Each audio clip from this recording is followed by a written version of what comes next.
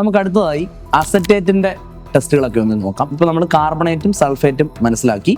ഇനി ആനയോണുകളിൽ നിങ്ങൾക്ക് തീർച്ചയായും എക്സാമിനേഷന് കിട്ടുന്ന ഒരു ആനയോണാണ് അസറ്റേറ്റ് CH3COO-. അപ്പോൾ അസറ്റേറ്റിന് നമ്മൾ പ്രധാനമായും 2 പ്രധാനപ്പെട്ട കൺഫോർമേറ്റീവ് ടെസ്റ്റുകളാണ് നമുക്കതിനകത്തുള്ളത്. നമ്മൾ സോൾട്ട് അനാലിസിസിൽ നമ്മൾ ആദ്യം പ്രിലിമിനറി അനാലിസിസ് ചെയ്യും. പ്രിലിമിനറി അനാലിസിസിൽ നമ്മൾ സോൾട്ടിനെ ഡ്രൈ ഹീറ്റ് ചെയ്യുമ്പോൾ ഒരു വിനീഗർ ലൈക്ക് സ്മെല്ല് നമുക്കുണ്ടാകും. അത് അത്ര നല്ലൊരു കൺഫോർമേറ്റീവ് ടെസ്റ്റ് അല്ല, അത് വെറും ഒരു പ്രിലിമിനറി അനാലിസിസ് ആണ്.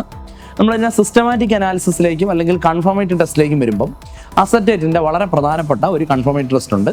നമ്മൾ അല്പം അസറ്റേറ്റ് അടങ്ങുന്ന സോൾട്ടിനെ ടെസ്റ്റ് ട്യൂബിൽ എടുത്തതിന് ശേഷം ന്യൂട്രൽ ഫെറിക് ക്ലോറൈഡ് ആഡ് ചെയ്യുക. ന്യൂട്രൽ ഫെറിക് ക്ലോറൈഡ് ആഡ് ചെയ്യുമ്പോൾ നമുക്കൊരു റെഡ് കളറേഷൻ കിട്ടും.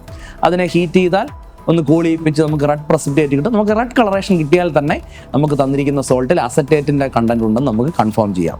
നമുക്ക് ആ എക്സ്പെരിമെൻ്റ് ഒന്ന് ചെയ്യാം. ഞാൻ ലെഡ് അസറ്റേറ്റ് എടുത്തിട്ടുണ്ട്. അപ്പോൾ അതിൽ അസറ്റേറ്റ് ആനിയോൺ ഉണ്ട്. അപ്പോൾ ഞാൻ അല്പം സോൾട്ടിനെ പഴയതുപോലെ തന്നെ ടെസ്റ്റ് ട്യൂബിലേക്ക് ട്രാൻസ്ഫർ ചെയ്യുന്നു. അല്പം സോൾട്ടിനെ ടെസ്റ്റ് ട്യൂബിലേക്ക് ട്രാൻസ്ഫർ ചെയ്തു. അപ്പോൾ നമ്മളിത് ഈ സോൾട്ട് നോക്കുമ്പോൾ തന്നെ അതിനകത്തൊരു ക്രിസ്റ്റലൈൻ നേച്ചറാണ് ഈ സോൾട്ടിനുള്ളത്. അപ്പോൾ അത് കണ്ടാൽ തന്നെ നമുക്ക് ആ സോൾട്ടിനെ ഒന്ന് ഐഡൻറ്റിഫൈ ചെയ്യാൻ പറ്റണം. അതിൻ്റെ ഫിസിക്കൽ പ്രോപ്പർട്ടി ഉണ്ട്. കളർലെസ് ആണ്, നിറമൊന്നുമില്ല, എന്നാലും കാണുമ്പോൾ തന്നെ ഒരു വൈറ്റ് ക്രിസ്റ്റലൈൻ സോളിഡ് ആണ് എന്ന് മനസ്സിലാക്കാം. അപ്പം ഞാൻ സോൾട്ടിലെ ടെസ്റ്റ് ട്യൂബിലേക്ക് മാറ്റിയിട്ടുണ്ട്. അപ്പോൾ അതിലേക്ക് അല്പം ന്യൂട്രൽ ഫെറിക് ക്ലോറൈഡ് ആഡ് ചെയ്യുന്നു. അസറ്റേറ്റിൻ്റെ വളരെ പ്രധാനപ്പെട്ട കൺഫർമേറ്റീവ് ടെസ്റ്റാണ്. അപ്പോൾ അല്പം ന്യൂട്രൽ ഫെറിക് ക്ലോറൈഡിനെ ആഡ് ചെയ്ത് കൊടുക്കുക. റെഡ് കളറേഷൻ ഉണ്ടോ എന്ന് പരിശോധിക്കാം. നമുക്ക് അല്പം ന്യൂട്രൽ ഫെറിക് ക്ലോറൈഡിനെ ആഡ് ചെയ്തു.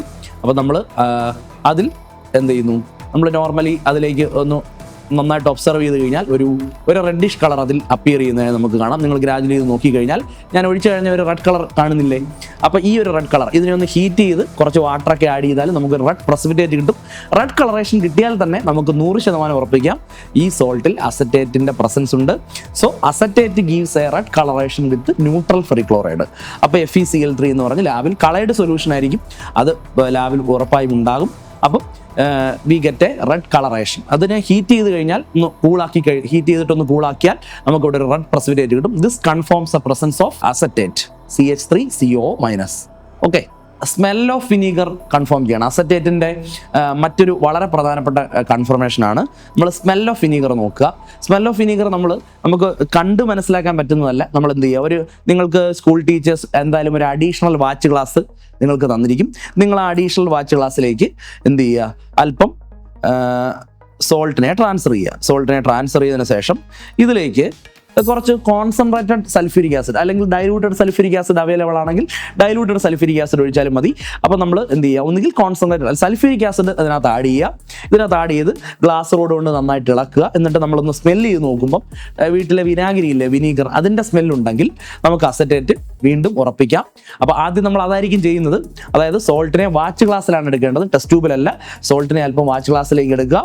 വാച്ച് ഗ്ലാസ്സിലേക്ക് എടുത്തതിന് ശേഷം നമ്മൾ എന്ത് ചെയ്യുക, സൾഫ്യൂരിക് ആസിഡ് അതിലേക്ക് ആഡ് ചെയ്യുക. ഡൈലൂട്ടഡ് സൾഫ്യൂരിക് ആസിഡ് ആഡ് ചെയ്താലും മതി. എന്നിട്ട് നമ്മുടെ ഇതാണ് ഗ്ലാസ് റോഡ് നിങ്ങൾക്ക് തന്നിരിക്കും. ഗ്ലാസ് റോഡ് ഇട്ട് നന്നായിട്ട് എന്ത് ചെയ്യുക, നന്നായിട്ട് ഇളക്കുക. നന്നായിട്ട് ഇളക്കി കഴിഞ്ഞ് നമ്മുടെ മൂക്കിനടുത്തേക്ക് കൊണ്ടുവന്ന് സ്മെല്ല് ചെയ്യുമ്പോൾ എന്താണ്, നമുക്ക് ഒരു വിനേഗർ ലൈക്ക് സ്മെൽ ഉണ്ടെങ്കിൽ ഉറപ്പിക്കാം ഇത് അസറ്റേറ്റ് ആണ്. അപ്പോൾ നിങ്ങൾ മസ്റ്റായും ആ 2 എക്സ്പെരിമെൻറ്റുകൾ ലാബിൽ ചെയ്ത് നോക്കുക.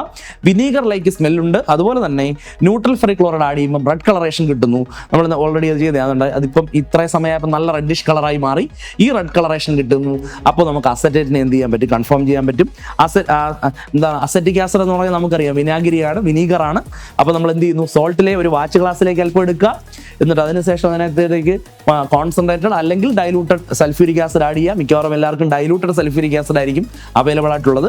അപ്പം എന്നിട്ട് ഈ ഗ്ലാസ് റോഡ് ഉപയോഗിച്ചുകൊണ്ട് നന്നായിട്ട് ഇളക്കിയതിന് ശേഷം നമ്മൾ സ്മെല്ല് ചെയ്യുമ്പോൾ നമുക്ക് വിനീഗർ ലൈക്ക് സ്മെല്ലുണ്ടെങ്കിൽ ഉറപ്പിക്കാം നമുക്ക് അസറ്റേറ്റ് അതിൽ പ്രസൻ്റ് ആണ്. ഓക്കെ.